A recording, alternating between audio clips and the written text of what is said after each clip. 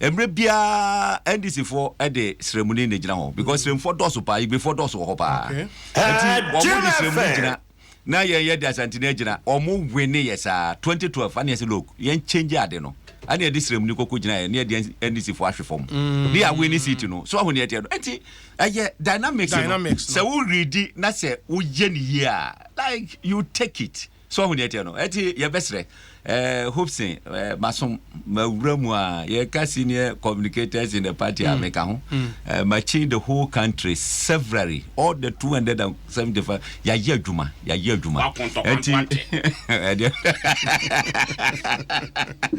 enti ye bedo mo ase in fact constituency officers ni gina e baye coordinators police station member bebre gram be support no na it was very wonderful. Me pese me bobodin bako but me do mu nyina se o ma yade me colleague aspirants so me do ma se the cooperation was very high. Bibia was okay. See how na MP ho MP ni Nila ya Futago. O na onko bio no. So be ko bio grandged no be hwo. So be ko bio grandged no be hwo no. But kwaku and election date by 28th September 28th. Yeah, okay. September 28th. And time kakra we ntie bedin komo mo. Why you bedin komo mo. Kwaku akwa be tsan obi boko na menua hoping there wa bre wo MPP mu mo there. Because Kaise Satama na your power. We give you a book na who said no ye party adwuma anwurani ba akopem MPP fo akofa no ana anwura community no mo de nenam oduru ho nso apata panko a MPP fo anto amana ebe me wanwa because wabre nti me sure say ombeto aman ama otumi aba be die ne mo ba treat ne de on nanso ho da oh ja ye be je prime minister you be win prime minister de oh ye be visit na fi mu for me de ma so atoto for me from ne ye otumi ba treat ne de o men ho kra o see ah ye be je from we say kra okay obo bi aso me ma na ti what ti Adom FM pa Fuseni donko oh okay Fuseni donko ade be chamia mo appointment now frame me what you hope say Adom say adan what you wo de appoint you know mami this you know mami what's he what's one moment to man kamanya oh what me picture you can that you hold go you onu eye party adwuma mo dia sombo ready over this year wait over that to be you have a contact that day me say 2012 yes tomo obwa wait what ba me pem ne vozo ba kwasi me nuane o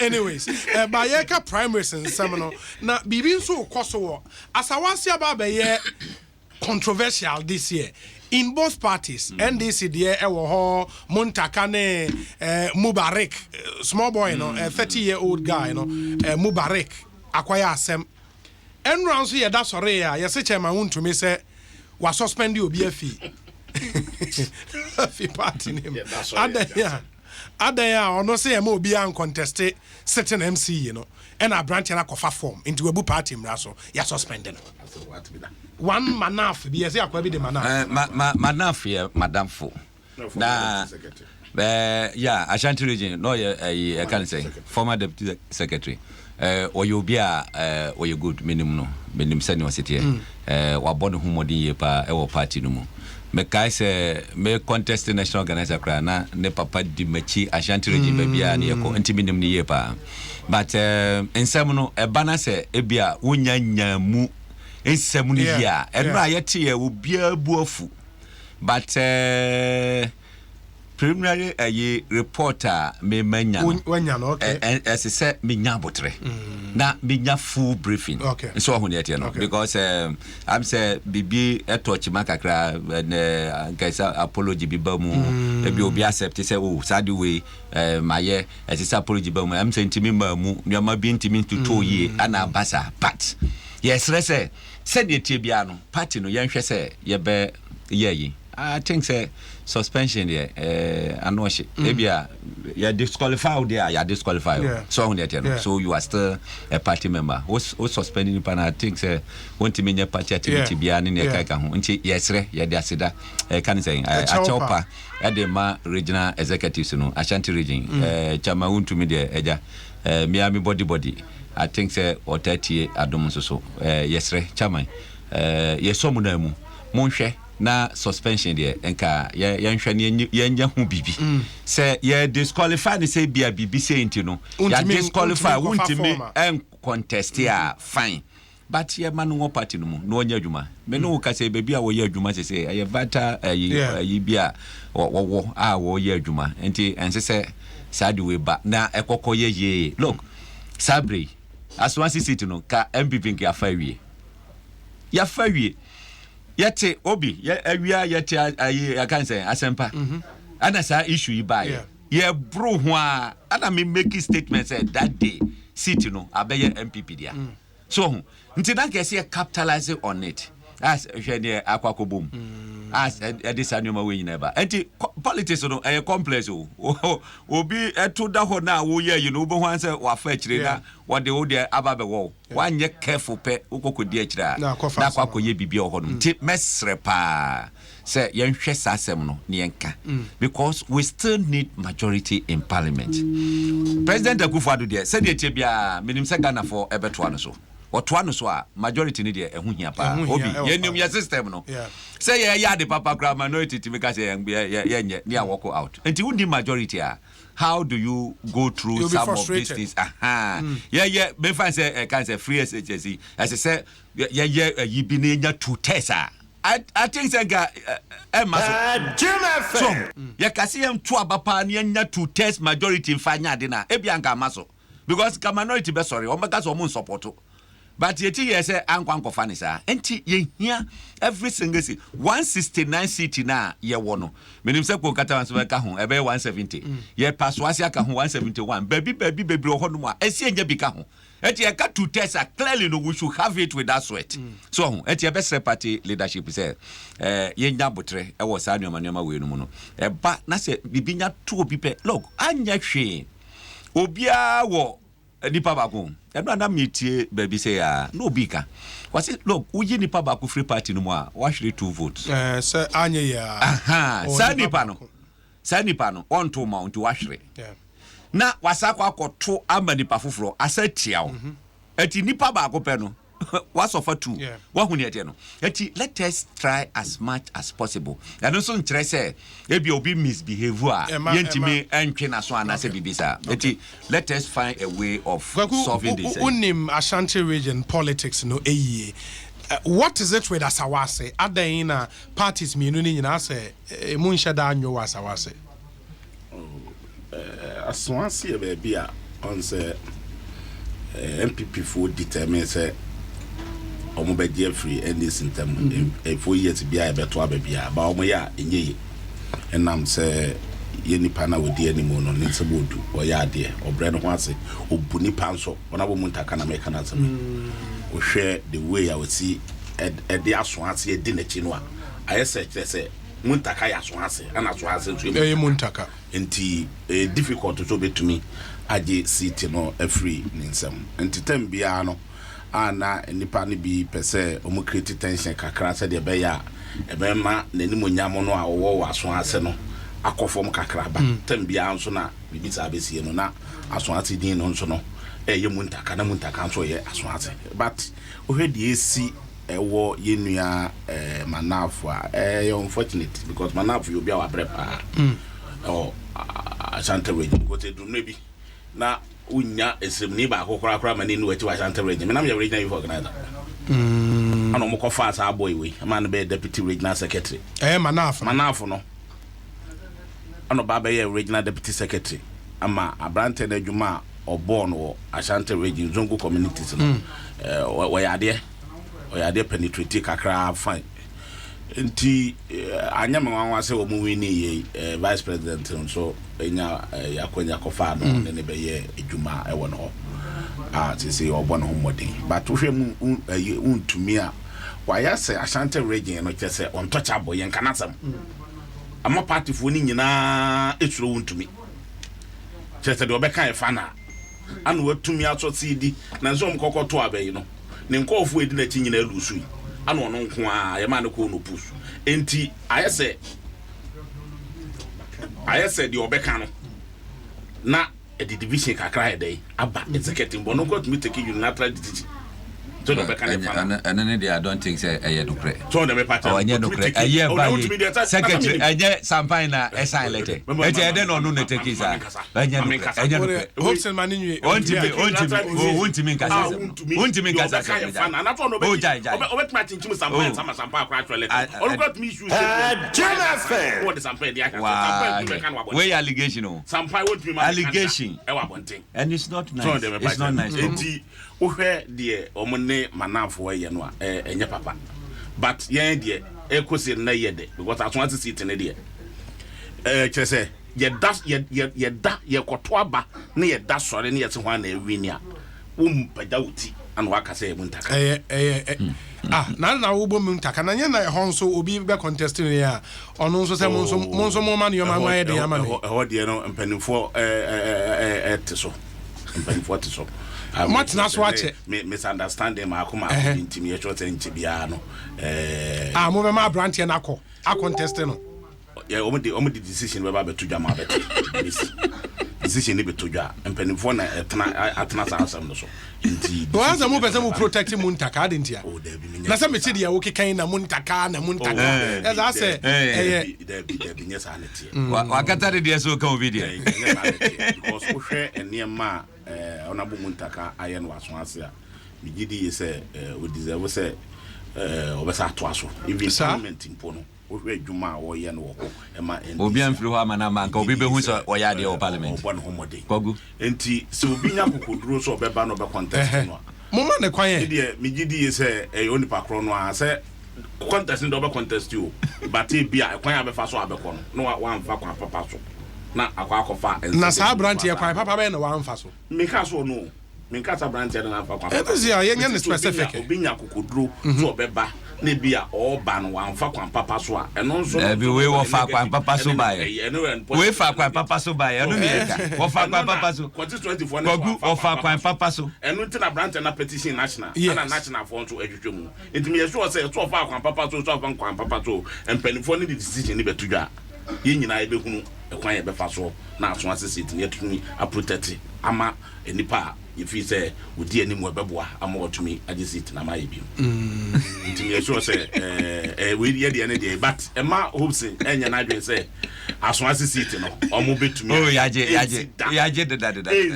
that last say you would meet the resources to go all last 4 years still don't want to meet muntaka this year what I and I did so that have no resources ben or the boy mona bo aban mona mo ma se sika nyina de go ho no unto me oh jai na mo so e governor Washington region mo she ne nyama nyina je de sika nyina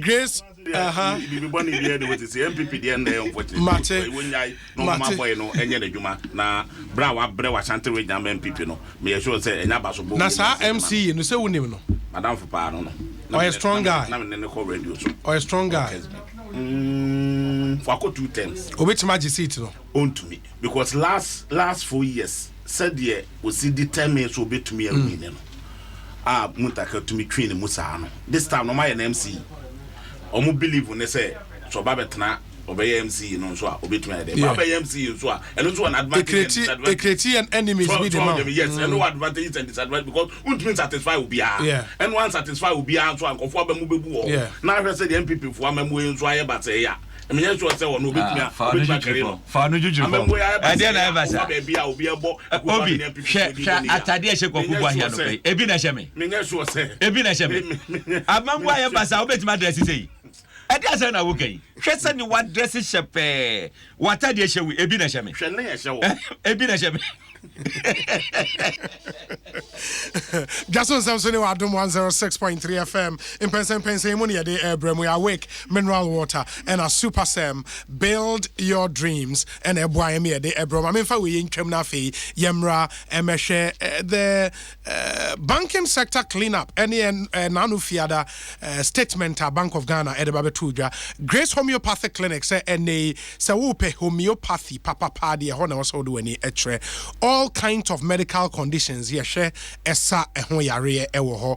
Na ne je sem se oba Grace Homeopathic Clinic a nneoma bi ho a wuntua ka e free. Okwa the other hospitals a wobetua ba Grace no wuntua. Grace Homeopathic Clinic okwa ho general consulting ye free. Laboratory services ye free. General body scan free. Your physiotherapy free. Your dietary counseling free. The utria any medication in right the bemau and the utria huska. Apart from that, untria he. Your Madina Kachia Bola stop free 0556 181 666. Testitom, and the Adani and Kakra, the Testitom enriched tomato mix aba with the aduane ema enigye and ebefie, and it gives you that family nutritious and delicious meals ope enti se eya busua aduane na wo ye aduane bebrea. Testitom enriched tomato mix with fiber and vitamins papa ewom and more than na pebi fire aduane ebeboa sound so ena Vodafone Bosu offer no and it's gotten bigger and better. Aside the Bosu weekend offer, Vodafone and take another boss step. Yeah, the Bosu daily offer no aba and your free weekend offer that the every day in the Bosu daily offer. Now daily offer no amount say us recharge 2 Ghana cedis. You amount 100 minutes for calls to all networks. Near Siama 100 megabytes of data valid for 24 hours. In 100 minutes for calls to all networks, just 2 Ghana cedis. Yes, I'm 100 megabytes of data valued for 24 hours. It's real. And you just dial *5588# to subscribe to the Bosu Daily offer and spend your day like a boss. Unim se latest form so more si dan we abrantepa wenya uchemba in hall bi so wenya akonya kama and it's a open L-shaped sofa. Now ubenya bi ato 1 seater, 2 seaters, 3 seater sofa ne so ubenya bi ato ya ne kama eba in various colors color bi a open no say fie na wo de ko office na wo de ko hotel na wo de ko ubenya bi and if you are looking for comfortability, durability, quality and perfect finishing a latex foam and look no further for initial latex foam in showrooms ni nyinara ubenya no maybe etimi at latest foam or see your partner for life. Ma yemra na fe yemehwe enkasa kwaku mede obehya Bank of Ghana last Friday 23 savings and loans banking sector clean up no omuguso ya withdraw on licenses. Good news mebwa obi mewra ho na di aban we ne MPP fo ho ya papa se wotumi ayenhwe han Emma Ghana for Japade indigenous banks. Why you hang Jim FM na what's why you efa ho enye obi unim se banks na egugu Ghana ha MPP abai ana na ado na kwa akufu ado di anim wo say wo hia 20 million and 20 billion and san to me ama banks na yede. But to me, I ain't share your banks, no. Yeah, so far I spent 14 billion. Yan so ya wo memo ha no. Banks if we no ka say see the 8 billion. E ma wo mo a obi ye the 8 billion ma wo mo a. Banks no bit make na so. Banks na aye no. Expect no wo mo the ababe to abontin say e bit me the 8 billion ashim. But say any simple sir. But all the time can we are better. We here 8 billion. Now what the banks na banks na gina na so na enipa eye adwuma wo mu no omo so atumi aye adwuma wo security for eye adwuma wo omo be ye obodwuma omo me adwuma banks no e bi state accountant ne manager omo be ye obodwuma bosumi so be tu omo ka omo be kokroma kwa akwato ne ma omo ton ne ma so no e be nya sika firi omo no masa e di sika ne bi atua tax wo si da bi Jim be se mu no unfeishim but we spend the 20 billion. Now with the good banks. I mean, Nipa, ye won't wait the aquat nevian, and not the ketwa. Obina, we, and your common sense. We need answer. Enye fie nyansa. Enye fie nyansa common sense. Enye fie nyansa ye emra assembly ye kasa wo kan Bank of Ghana statement na. Enye ba media enye statement no na me pay. Na den na wo pe. Almost say sa banks na ye ku no. See enya 8 billion na. Na me say enye simple sa nipa na bu mra so a ozunya 8 billion. Ade won kan statement. Enye simple ne ye kan it a. John Dramani ma ama pay so obisi. Ama Capital Bank or discussion liquidity support. Mamo de ye den. Mami nwe. Ama ye discussion Capital Bank ye discussion UT Bank ye discussion ama banks ni gina omo na so ama omo ye adwuma omo ni nya kwa ye omo adwuma omo mkokrom bo so me so no wadi na ketu a okokrom kotade no ono nso nya sika kokrom kotade me yenu anoma eto ne ma no so enya sika bo mu boto ba wo dia wo so wonya saa wo na ukukuru 200 billion that 20 billion what the quantity sika no 200 billion with the good banks. Now when you common sense. Obia when you common sense you are the best idea. Aye. Yes. Sir, one analyze two things here. What common sense Ghana Ghana for your banks no. We say o koku kritika kese ama wo gu banks na me yi wo di akwatena fie. Ama tax na o mutua no mutumi tua biem. Omo me yi adwuma wo ho akwatena fie. Na wo say sika no a wo de be chemu no ada na amfa chemu na sankofo no mo nto mo nya adwuma na nya Ghana fo ye nyina nya Ghana fo ye ntua tax sa na wo de ya ko sika sa na wo hu no me kire obi so obi pɛ so ye bi ma banks ne kɔ so what's the same taxpayers money no wo sa be use the good banks na ma banks fo no wasa akyere wo mo customers ho akyere wo mo omo mo adwuma wo mo akyere wo mo workers ho akyere wo mo na dwom bɔne ne akyere mo den a wo bɛ sa de we eye adwembone ne atimodin e wan pipi aban akofo adode animu anata de we betumeti ba bia ne we betumeti ba bia ne ho oman papa bia ne ho asade we e betumeti Ghana ha president Kufuor peso o you choose common sense bebre o wo ditika say indigenous banks no ma banks ne bebre e duru president Professor Thomas so ono so use common sense e ditika share local banks no mu gina o na so do mama peso use bi edi sika chemu ma banks ni dwom na so nkofo ye adwuma wo mu no so no omutu nya ahohe ha eye adwuma ada na aduru akufo ado de so a won use the same common sense na ninu anu YouTube bi no no friend protect banks no ama Ghana fo ye adwuma wo no omuso ho nto wo who protect foreign banks ama indigenous banks no a e wo mem afa Ghana fo ye adwuma wo mu no emrante awie university ye adwuma wo mu so mo nkotena fie me wa wo ba wo say wo be create adwuma wo ba ya wo create adwuma no untumi create adwuma the existing ones no ugu no Bank of Ghana. Bank of Ghana. Oh, Nyabotre. Me say Bank of Ghana 27-page statement issue here. Emma reason for each bank. And why you revoke it? What kind? Me pay reasons. One kind. Me say me pay reasons. Ninyi na say abai me can say we here 8 billion and what the action and some banks need to make Ghana. Abai me na be can say. Oh yes, National Bank of Ghana me can. We here press conference no say oh here 8 billion. And Sana banks need to make no man now. This year the 8 billion and it's and Sana banks need to make no man now. What is Hasam no way? Connected, that was here. Now, no, Obidio here. Obidio here net. What's the cat sign a Bank of Ghana cat here? Obidio here net. What your own here statement? Some upper from Bank of Ghana for another home. So we have press conference. Almost and some of it to sanitize the banks now Ghana. Open here 8 billion. Kokuba him penny. Basa 8 billion. What's the no don't from my banks no? But who spend the 20 billion? Nanyeti mo ding. Our best idea. We no go for e show mo ha konfo. Nkofo mo ma. Aba betene fie na mso mo ntumi to mo school fees. Workers no. Hwe obi ye nuanom ma e na me ba na metie radio station ba ko. Ye nuanom ma. Obi e. So no say enam say o modwuma ne no mtika krofo na o eyi o mtika nti no saa microfinance ne banks anketo ano anom workers ne komo anom akwaji sika no de akwede akogo component koku saa banks ama mamefo ne to ne man obeko no obi atifie na tika kam na Bank of Ghana afa receive as on hwe and a Minister of Finance. And in what as Minister of Finance no or no na ahwe so a merchant bank no or branch impo merchant bank ada ne yangu no eye kenu for atan mo dienti ada ne yangu no merchant bank omo bank we Ibrahim merchant omo bank MPP for bank merchant bank Ibrahim dia merchant bank ya modia merchant bank ya modia Ibrahim ne modia ATM plan na nyaduma Kwaku boy. Kwaku. Merchant bank before there. Universal merchant bank.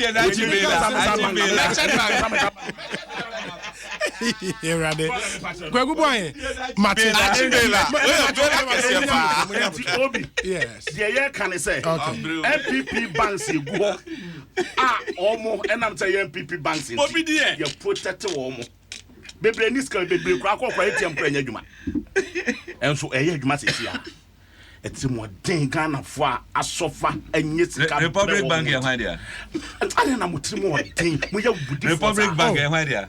E ma Ghana fo ho kire wo obi hwe enna metie baako me be ya na ayi wa wonua na wo hye ese na watie station tie Hobi na utie papa na wo kasa no na se de wo si o ditro nkwa utie radio station wo bai watie ba ku bi o ba bi wa se ba ku me ba ko hye wo bo ana se Adom FM o monitor munya abotre munya no pa me interviews bro I am monitoring any true ansa na me bia masa ya yi pate oba me fia TV na titi so hey na no TV say 7 enti corruption TV say 7 ebien ba ko bedroom enti mesi so na we esi na me monitor enti Kwaku for no say wo hweche de amamwei ahokyera bankofo so na nka ban yi ba ya oto be mankofo ho ahenha wo na nka enu senka na ado de ko 7 anko yobia ko angel but so why yes adabu say dodo Kwaku Mamena say Consolidated Bank Ghana say menfanto anim say if you have dreams, visions and a creative business idea, then please come do business with them. Consolidated Bank Ghana and your friend on CBG almost we stand with you and they are committed to serving you with integrity and they are the right partner to stand with you. And they are one of the largest banks in Ghana in terms of BBI and only one and Konkodi Juma open so papa noma awake purified drinking water, another quality product from Casapreco Company Limited. Momodi ne pebi enom o no na wo boaye nuanom ewo National Cardiothoracic Center ewo Kolebu. Glow Yakata so NA Glow says sign up na or recharge with 1 Ghana cedi. Glow Yakata amount 250 megabytes free data for 2 days. The amount glow to glow calls for 2 days unlimited. And the amount free first minute call of the day to another network for 2 days. Into the more you recharge, or recharge 2 cedis you bohum you know or recharge 5, 10, 20, 50 ninja you will get more. In the Glow Yakata just dial *455# netime fa wo ho ehim. And the cement in so biaje atom a super sem cement and no na yedi si dan ho den in the 0553 060517 Super Sem was build your dream. Hopes and me patcho maminti on this banking reforms. Me that's it. Oh share. Share. Common sense na work no. Common sense ni be I say the two bolum. What you say? Common sense na work no. Ana jo Muhammad ta use common sense. That common sense na say tam near the two bolum because emfa kwan mu. Banks are we say more resources wo mo no. Sa banks ya na agui. Sa banks no enu ana agu no. Eye ka ne say Unibank. Ade Dr. Dufoye finance minister. Government a year ye nyina enya honum na never. Sika pudu omunyaye no e wanyefa. Mismanagement of public funds. Obedi ni sika ababetu honum. You are just custodian. You are managing the fund for the person. Wo hia ababeche. Na motam sika na mudini nyafu. Ni etambi ni ade ye campaign. Ni etambi ni ade oh business president. Say the be ya meja post. Na mo yesa di we nyina ahwie. Na fe ye ba na sika ni ho. That baby a watching say atima susu customers who say look ya ma no nkonko say ne koku bo ahim kokko ye DK mo say den no ya masa di no bi si nyabotre asem na wo ka no eye me nwanwa say wahye da kata wani e ka bibi say like obi a sabio wonim woye naive but wonya naive wonim eso akata nani eye propaganda so mu ne tie no banking ya more licenses say ye wo inhihye ya mudi ye aduma wo bisika ne da ho now say wo ye investment na wo nya profit bia profit na wo nya kra no shareholders no so wo part wo until you the owner no ntimi nka say sika go bank ho ne ye wo dia enya wo dia wo hwe nkrofo sika so na mo ye sa nwa mo nyina ahye nkrofo sika na baby atena say adwene ho ahu say look sa bank we amanfo ko ha omunya omusika we omko ho omunya omusika we omko ha yemfa banks ni nyina mom ni yemfa sika bi hyem na enya yi baby a unit bank HCBA wo ko hodom a ya twere ho consolidated bank ana me bwa baby a na unit credit wo mo ni commercial bank ya twere ho GCB tese banks ni nyina e wo ho baby anu hodom a be ko mo building baby anu mo wa e hodo eye empty ya sesa no anu se edin ana sesa ade ye na before see eba be ye we kra no some of the workers no mutifie before say side we program we ba so ya ba clean the banking sector no na ebi tifie ebi ya adwuma be say 4-5 months yentimi ntwe omoka na what is dey what you say dey common sense and common sense no that is your understanding of common sense hey eja baby ana common sense here you edru baby I say said knowledge so ba so you blend the common sense and the knowledge and then obenya perfect finishing. Now why that is na so ti hodo na media bisusu say I am nwanwa say o refer no say what kan ade no. Look, let's take GN Group Endum a banki hwesika what the man ye can say contractors say omo execute aban ayi projects from 2013 to 2016 hwesika what the man contractors motra ba mu mantua kapre amano wo mantua kapre amfa ma bank no ye ba ye nkofo yusu ada ban die ka President Kufuor say mo nge audit wo mo ye audit no they came to a compromise say sasika we there ya hu say o mo spend ya hu say contract na koso ebi guso a wo mo stop ebi susu ye completed ni ade ati ye wo sika bi a aban be den obetua e de ama ati mi ama enko yie no ade so okay ade emra sei menia sasika ya ayi indum esisa de kwa America no eya hin fosika eja Ghana fosika Ghana fo aba be deposit wo mudu o musika ba betu o se hweso maye no asisa mu $62 million na de kwa America say o de kwa kwhye community bank mu America for na o mu na discount betu mu aze na no o ba be ka say obi hwan na de ti mu odin Ghana for na wasisa o musika de akono. Look, we are calling for investigations. People must face the law on some of these things because your mom would me I have worked at the as a teacher for 20 years. Me Senate for 20 years. Your bank are there, merchant bank are nobody, no, onim ho enhihye. Merchant bank are your workers bank. Ya the Senate, ya Senate, and nobody establish a bank no. Ya you go say, I know ba go for kokoji iska won timi ntua ya sa de ache no. Ibrahim. Yes, I de che no. I don't know common sense no, no. At the banking center you can say savings and loan in the kai ka ho no. The best I will bet my year e dia magana for. Because se wo jai na se e jinsam kura. Obia ni sika wo bia na enya dia ni sabede ni sabeka. But right now everybody should be assured.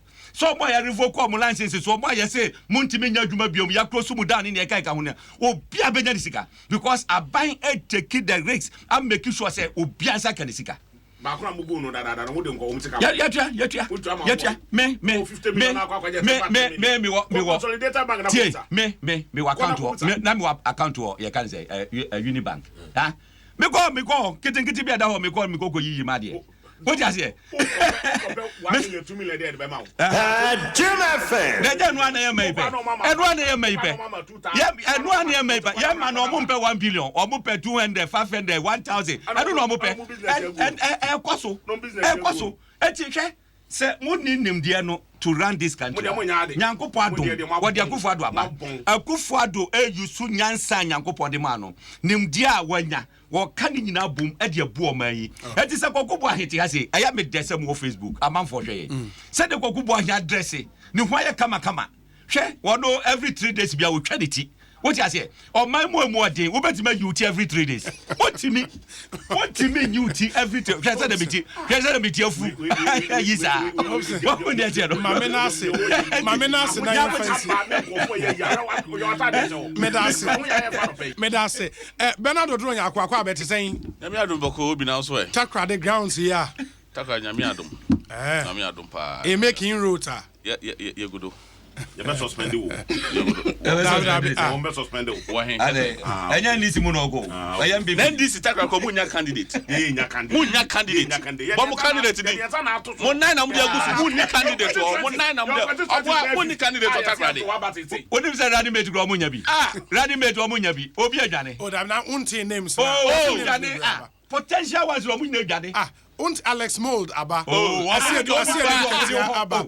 How many consolidate omo? Alex Mold o bebe ko court na say yan. O sia. MPA ya didn't ba be ko court. I don't have go your ready mate. Match abrado. Dem bia mo dey go for court. Dem bia mo dey go for court. Match. But the fact of the matter is say When to me and the issue is the issue is go Tobo mine need any of moment to me anya Senanado dan Kukuado wa salvage this situation and Kagana Benya mass funeral is the worst president we have ever had. Dan Obi Ghana kwaje Ford.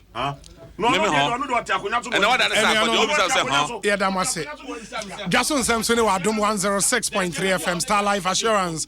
Say any bomade na bra plan we life here ko won ho na ye ma life insurance policy papa as atorenchem bi eto a obenya bibia wo de wo ho ebeto so. Free 0302 739 and Star Life was your solid partner. Sound so and Adom Praise basso said the monim no 6th September ya efiada na the Adom Praise abremo it be modern na mark is our date in your 60 Ghana cedis for standard ticket e de pebito na bra na ENG ni Airtel Tigo Fuse boy the den and the bro mobile phones na open home appliances for any Freddy's corner na kope papa ni nyina etoye sorry Emma dwadie kase atwa musomidi edio saibo nso Abba Forcing mami Abba Forcing where my former boss e wotema oh okay mate yada say ndi nyame yadom ochna ye be san so atwa so good morning